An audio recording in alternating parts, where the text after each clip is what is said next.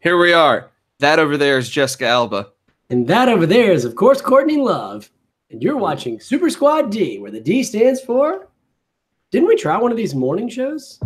It doesn't sound familiar. I don't think that we've done that. So, hey, this is Super Squad D in the morning. I got my coffee here in my Robin Hood mug. And I have my coffee in my, well, okay, it's tea, actually. Because coffee is the devil's drink.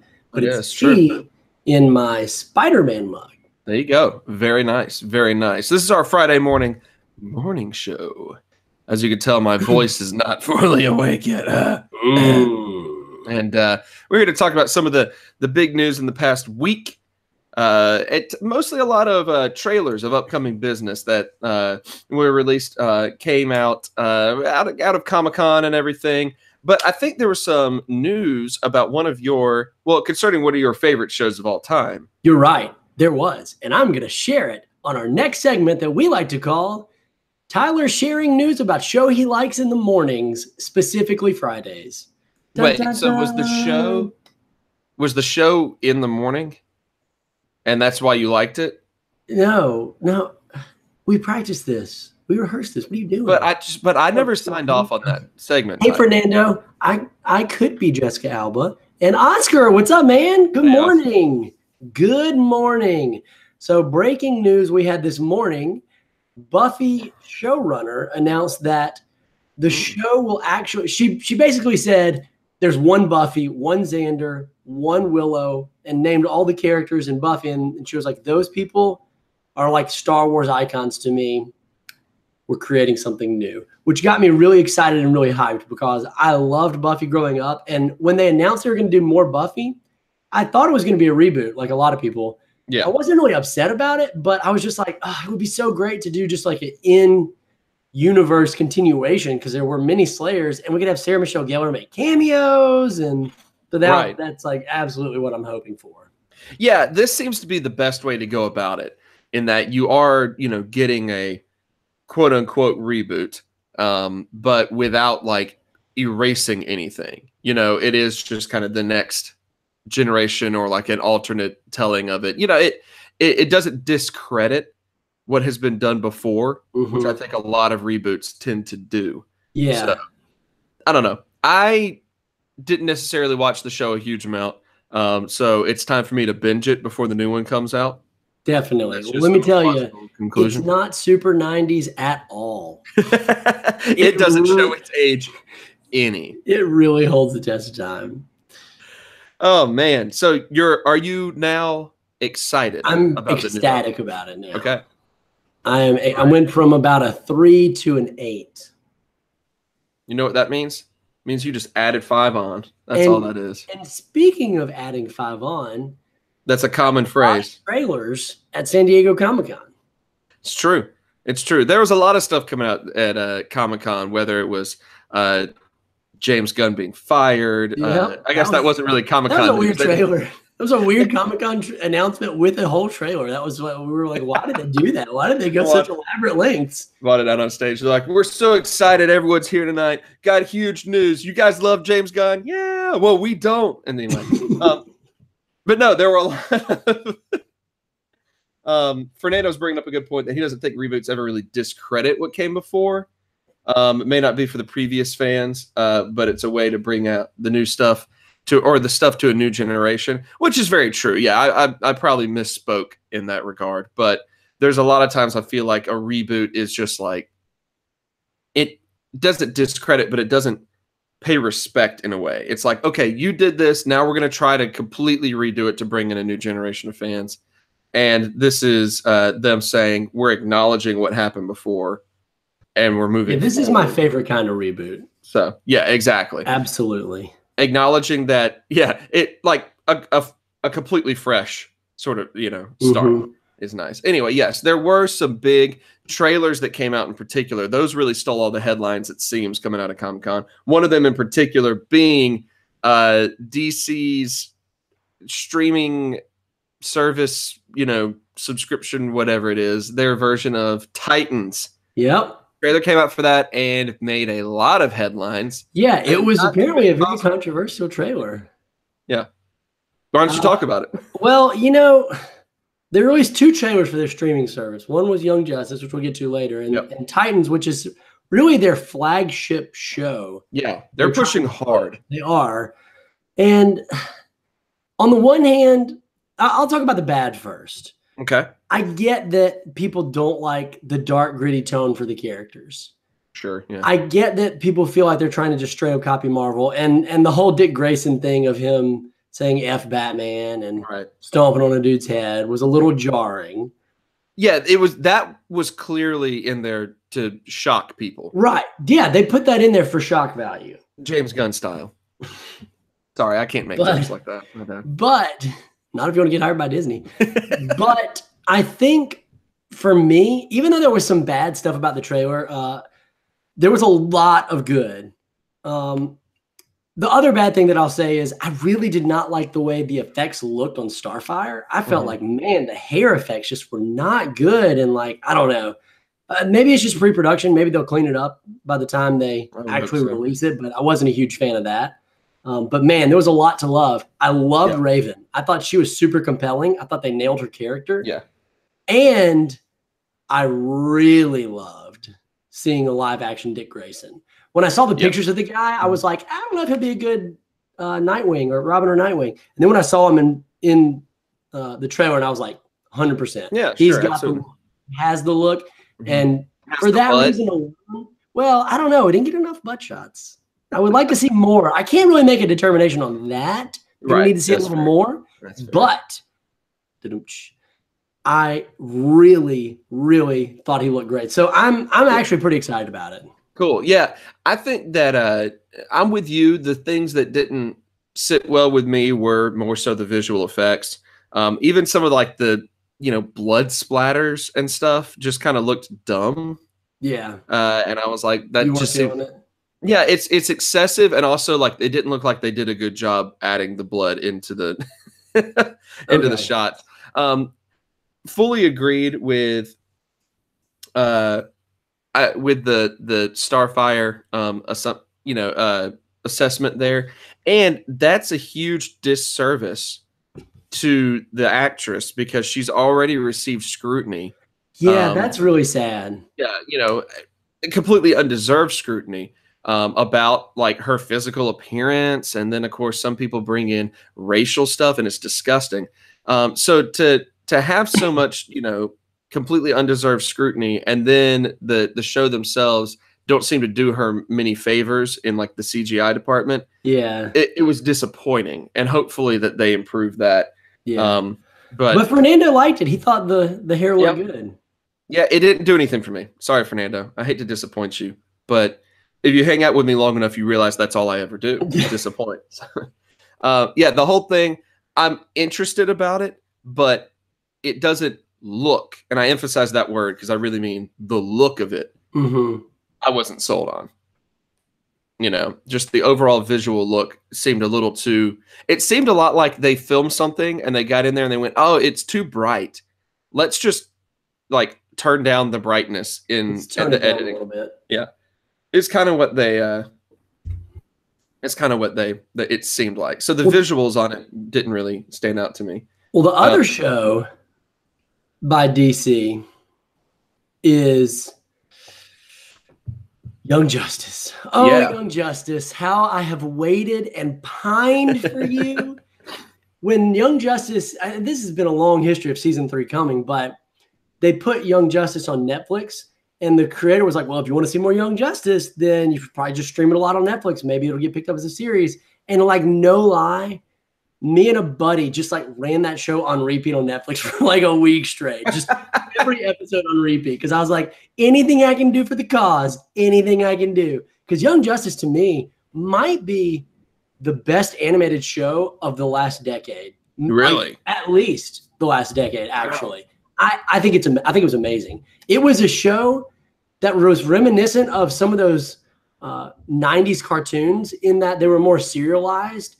And the plot was an ongoing season. It was kind of like you know, you would watch shows as a kid, Looney Tunes, or even some of the old cartoon shows, and some of those shows they'd mostly be one-off episodes. I think for me, the first show that I ever saw that I realized like this has a long-standing story was Dragon Ball Z, and it blew me away because it was not just these one-off episodes; it was an entire story that took place over a long period of time, and that's what Young Justice. A long period of time.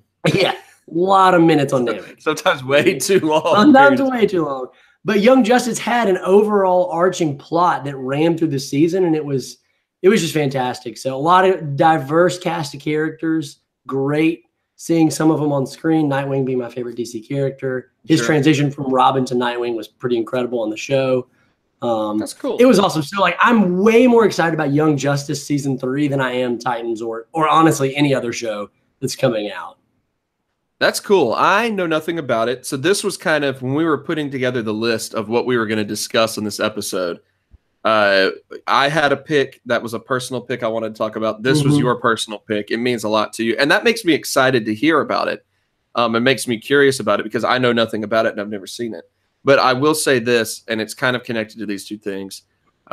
You'd be very proud of my wife. Last night we were scrolling through Hulu trying to find something to watch. And they had Teen Titans Go listed on there. Yeah. I was like, recommend this. And she goes, oh, I wish they had Teen Titans. I love Teen Titans. I didn't really get into Teen Titans Go. I was like, Tyler would be proud of you. He seems to make that comment a lot. After my own heart.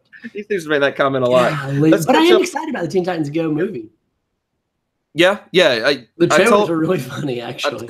I told her that the two of you could go watch that movie. There you go. Done.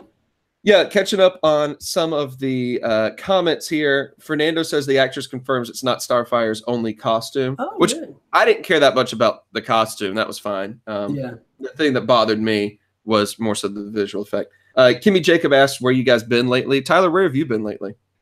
Man, I've been around the block a little bit. Not anywhere I should be. I can tell you that much right now. Not anywhere I should be. Did you go to prison? Well... Is that what you're trying to say? I can't really. I signed an NDA, so I can't really talk about it. But okay. All right. Fair enough. Oscar's also excited about Young Justice, and Fernando does agree about your assessment for Young Justice moving forward. Scott says he's here now. Raleigh says hello, Raleigh. What up? Hi, Scott. And Fernando says he thinks that I'm just whelmed. There was a great scene in Young Justice season 1 where Robin was like, why isn't anybody just whelmed? Everyone's either overwhelmed or underwhelmed. Can anyone just be whelmed? Yeah, you seem very whelmed about it. That's excellent. Yeah. All right. Yeah, there were a couple of big DC trailers that came out that people had a lot of things to say concerning. But mostly good, actually. Mostly good. We'll start with the one that maybe wasn't quite as mind-blowing in Aquaman. Aquaman released a full trailer, and it seems like a lot of people are into it. Part of it being that, you know, it's kind of a fresh portrayal of the character. Jason Momoa seems like a very intriguing, good pick for it. He seemed to steal a lot of scenes in Justice League, the movie. And so I saw the Aquaman trailer, and I'm already like interested in Aquaman as a movie. Let's see where they take it. The trailer, I don't know if it really excited me or anything, you know, just because I feel like it was a pretty standard DC trailer.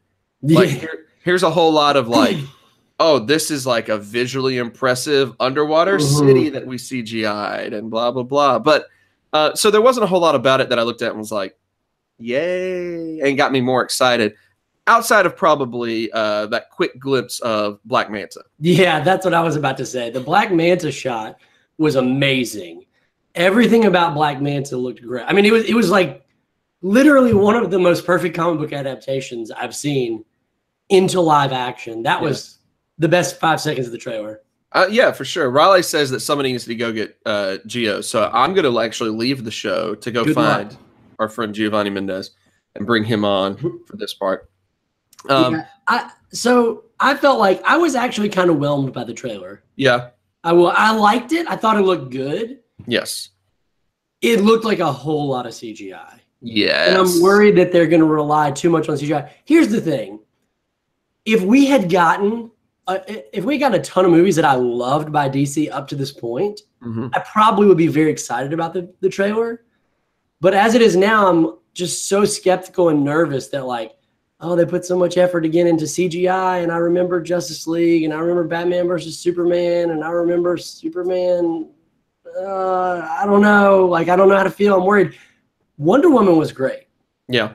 Suicide Squad, another one that the trailer looked amazing for Suicide Squad. And the movie was a little bit of a letdown. I enjoyed it, but it was a little bit of a letdown. So I'm approaching this one with excited skepticism. Yeah. Yep. Same here. I haven't really gotten excited about DC movies. I haven't really necessarily just overtly hated any DC movies, but I also completely avoided ever watching Suicide Squad. You never saw it? No. Wow. I just never had any desire. Wow. Never had the desire. Because they pushed it so hard that I like you couldn't turn on any NBA game for like a year without a commercial for Suicide Squad. Well, that's why it was one of their most successful box office movies. Like it had one of their highest opening weekends. They had to push it because they knew they didn't have much to work with. So they really advertised the crap out of it. And anytime I see somebody pushing a movie that hard, especially on with TV commercials, I know it probably is not that good of a movie, and they're just trying to drum up. Well, since you haven't seen it, I'm going to give you my favorite part of the movie is at the very beginning, and it's a quick spoiler. Okay. It was introducing the Suicide Squad, and all of the Suicide Squad members got an actual backstory flashback, except for one guy. Except for that one guy. And you just knew that guy was not going to be in the movie for very long. Very long. And sure enough, about 5 minutes later, he's gone. Not much of a twist there. At least give him a little bit of a flashback backstory to make it pop, make his death seem jarring. Instead, it was like, oh, there's a whole squad and one guy who didn't get an intro sequence or a named credit. Wonder if he's going to stick around. Probably not. Probably not. I love it. But at Will Smith, so it was all good. Yeah. Fernando liked Aquaman. Feels like Shazam eclipsed it completely. We agree, and we're going to get to that in just a minute here. Scott kind of echoes, or Scott brings up a really good point here, in that he's afraid there's going to be too much happening in Aquaman. It does kind of show. Yeah, that's the worrying part. As cool as it was to see Black Manta, the fact that Black Manta shows up after they've built up an entire like storyline in the trailer. You know, they had this entire like power struggle for Atlantis in the trailer, all there, and then all of a sudden it's like, oh, by the way, here's Black Manta. Yeah, you know, Spider-Man 3 did it. Yeah, exactly. It's really it's like watching Batman versus Superman trailers and going, okay, we're getting Batman and Superman in the same movie. Wait a second, what is that monster that just showed up at the very end of this thing? What is that? You know, it's like it brings back memories of that. Raleigh says he'd watch Ghost in the Shell before he'd rewatch Superside Squad. Superside Squad, where the D stands for Superside Squad. D stands for too early in the morning to communicate. I'm going to throw out my personal pick before we round out and discuss Shazam, because that's the trailer that got everyone hype. But my personal pick of a trailer that I got really into was the new Godzilla movie. I don't know if you even watched the trailer, Tyler. Oh, I saw it. Yeah, okay. The score was amazing. Yeah, the score, it was a bit of an odd choice. This like incredibly super hopeful or I liked it. Score that was cool, but we're seeing hints of all of the classic Godzilla movies. Look, the reason I bring this up, my friend Keith and I kind of have this like weird of the old Toho monster films, the kaiju films, and so we've watched a lot of them together, and so we get really excited whenever the new Godzilla movies, came out, and I really enjoyed Godzilla starring Bryan Cranston.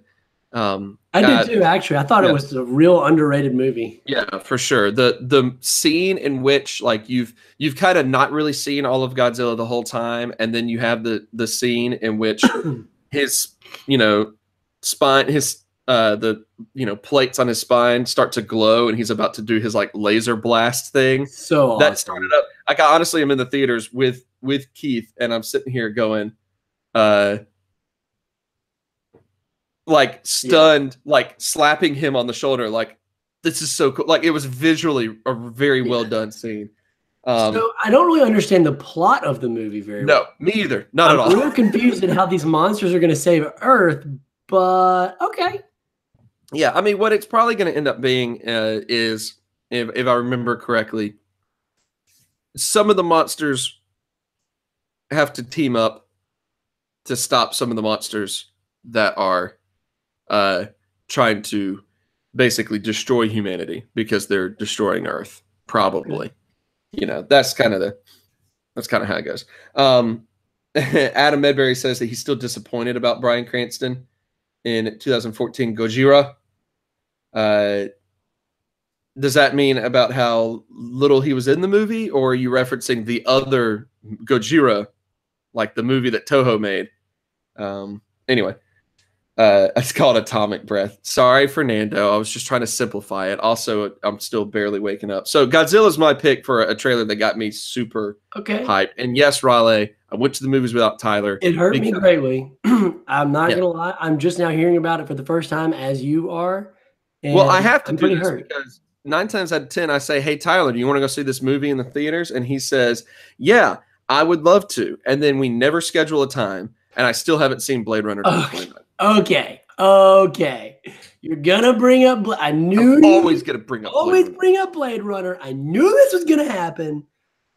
Okay. Let some things go. We need to go ahead before we run completely out of time, because it is the middle of the hour now. Shazam was the trailer that stole most of the highlight. Stole my heart. Wow. Yeah. Well, why don't you talk about it then, Tyler?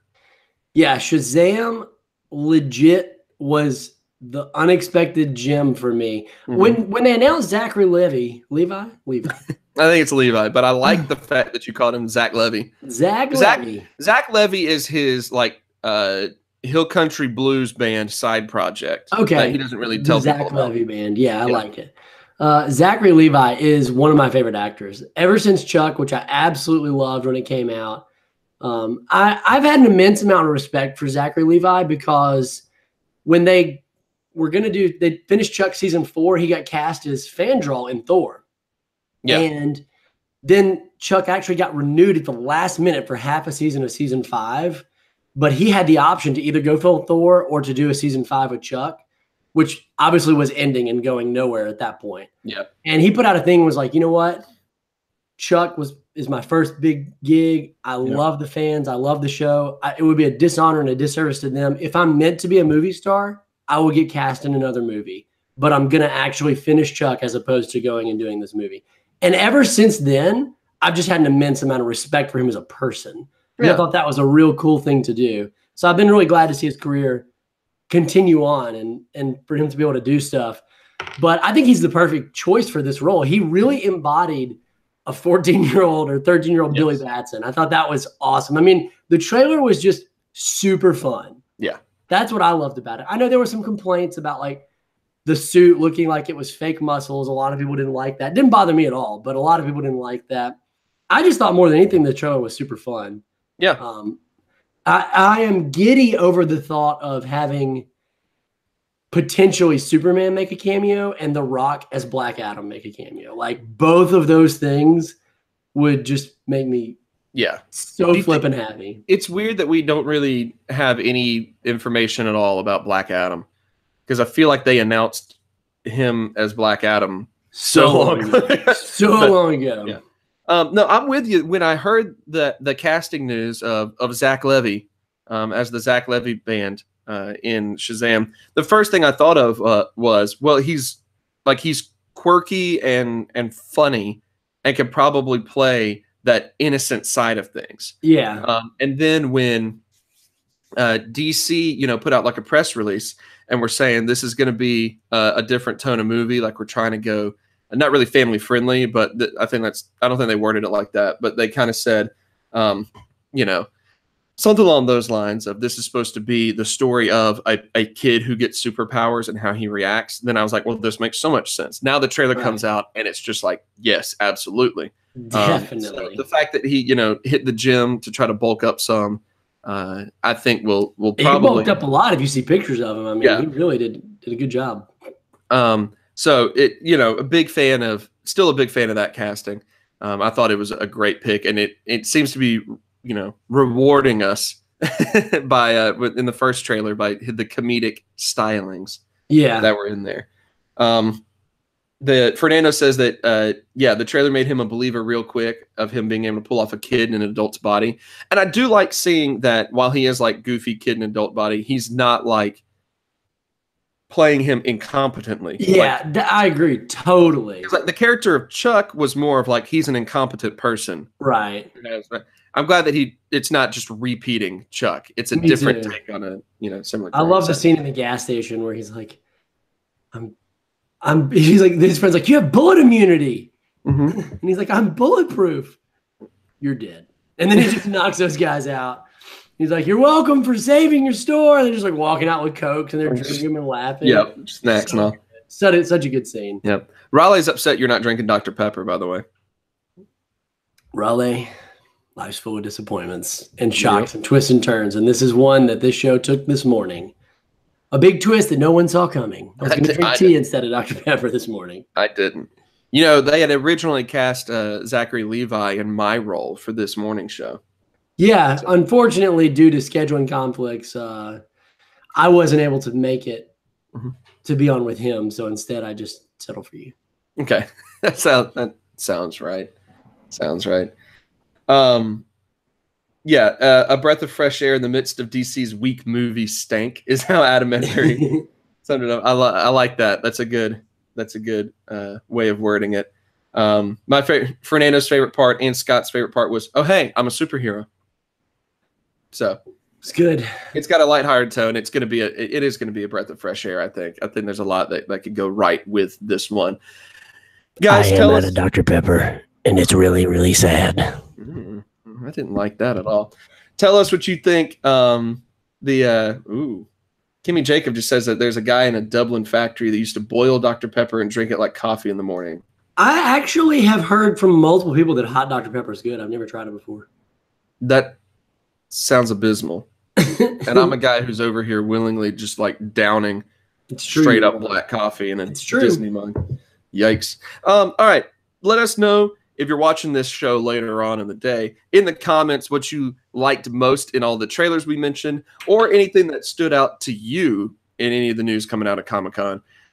Does it just me or it kind of feels like maybe Comic-Con didn't produce a huge amount of like news. You know what I mean? Think part of it is Marvel did next to nothing in terms of both their TV universe and their cinematic universe. Yeah. No trailers. We got like a tiny Iron Fist trailer.